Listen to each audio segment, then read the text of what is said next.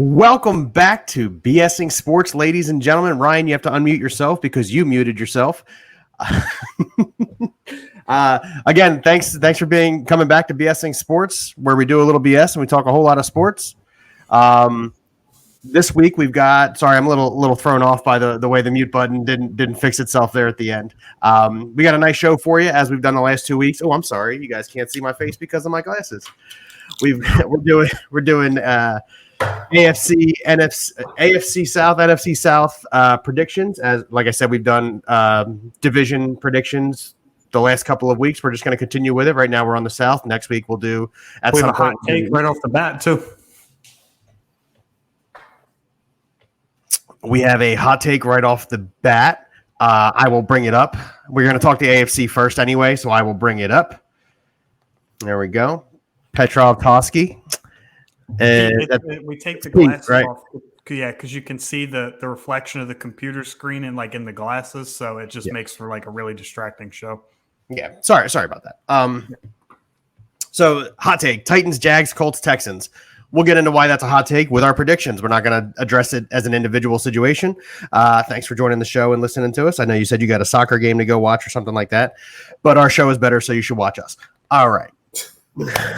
He probably wouldn't disagree. Anyway, let's take that banner off. Let's get rid of that right there. Perfect. Hello again. Sorry, it's been a little bit of a cluster of a start. I'm Bill. With me, as always, is Ryan, and as we recently announced, as always, again, Tim here at BSing Sports, where we do a little BS. We talk a whole lot of sports. So let's jump. What's that? I said, "What's up, Tom?" He said, "What's up, guys?" What's up, Tom? All right. So we're gonna get right into it. We're gonna throw down, give our predictions. Get some comments, give some feedback. We're doing the AFC first. Timmy. Oh, I go first. Let's talk about the Tennessee Save the best for last. Titans. The Titans. So they traded AJ. Timmy, nice shirt, by the way, Timmy. What? Nice shirt, by the way. Thanks, BS. You know how it is. You didn't see it on camera, but it's fine. But the Titans, they traded AJ Brown away to the Eagles. Yeah, they did. King Henry should be back this year, pretty healthy. Okay. It's going to be a run-first offense in my eyes still. They signed Traylon Burks. He has talent. Drafted. I'm sorry, drafted. I'm sorry, yes. He has talent, but I don't think it's AJ Brown talent. So I think I have them finishing at 10-7. Second in the division. Okay. Titans, as far as they're concerned, yes, you touched on the main point. They traded A.J. Brown away for the 18th overall pick in the NFL draft for the pick that they then drafted Treylon Burks with. That was kind of a shocking move, even as Eagles fans, on draft night. Everything happened, in an instant. I mean, the Eagles traded for A.J. Brown while they were on the clock, and then before Treylon Burks, was even – it was even drafted. A.J. Brown was signed to a contract. So everything kind of happened so fast with that. And losing a talent like A.J. Brown is obviously a detriment to the team. From the sounds of it, it sounds like that Treylon Burks will not be running with the first team when the season opens up. It sounds like that he will be on the second team behind Nick Westbrook-Aneke and Robert Woods, who is fully recovered from his ACL tear. Robert Woods, the addition of Robert Woods, it brings a veteran presence into a wide receiver room that really needs it, especially after the departure of Brown. I don't see the Titans missing a step. I think they go 12-5 again, to be honest with you. I mean, they're going to ride Derrick Henry into the ground just like they did last year if he can stay healthy. They're going to win the division, and that's just what I have them doing. I have Derrick Henry staying healthy. I have them winning the division at 12-5. Ryan Tannehill was impressive last year. He lost A.J. Brown for parts of the season for a few games. He didn't have Julio Jones, who's a shell of himself at this point, but he was the second best receiver on the team at the time. And Derrick Henry, and they managed to win the number one seed in the AFC. I do not see that happening again this year, but I think Ryan Tannehill did enough that he showed that he can ball in this league for a little bit. Unfortunately, he fell flat on his face in the playoff game. But that being said, 12-5, first place in the AFC South. Yeah, Timmy, you didn't give me your record prediction. So what's your record prediction? 7 and second.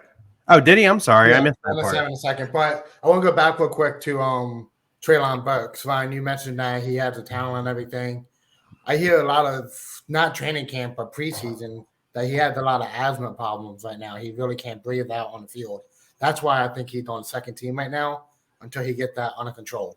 I think Vrabel just really wants to, take it to his rookies. I think he wants them to not take it to them. I think he wants them to earn it. I mean, you saw the comments after Malik Willis's first preseason game, his first appearance in the NFL. They were harsh. I mean, that was stuff that you probably shouldn't say out loud to me. It was very true. Don't get me wrong. I back what Vrabel said. And for those of you that don't know, Vrabel said he wanted Malik to throw the ball, and he wasn't doing it. So he benched him for the third-string quarterback. To me, that's completely fair. I mean, Malik Willis can run. We all know that he can run. It's a weapon that he uses very well and is very good at. He's not going to get any better at throwing the football by continuing to run. So it's the preseason. There's no pressure on Malik Willis to start this year because he's not going to be the starter this year. Might as well let it fly, man. You got to get better at throwing the football somehow. So to me, I think this is more Mike Vrabel setting the precedent that just because you were drafted 18th overall does not mean that you are guaranteed a starting spot.